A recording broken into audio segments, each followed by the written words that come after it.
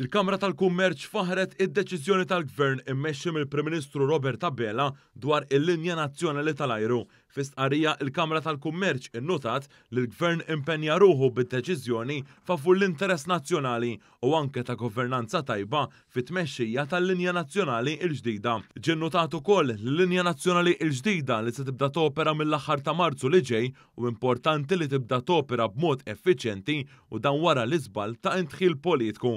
Intqal li l-miri ippreżentati mill-Ministru għall-Finanzi Clyde Caruana juru realistikament li sfidi li għandha qudiema il-linja nazzjonali tal-ajru l-ġdida dan permezz ta' bilanċ bejn il-pubbliku u l-komunità kummerċjali.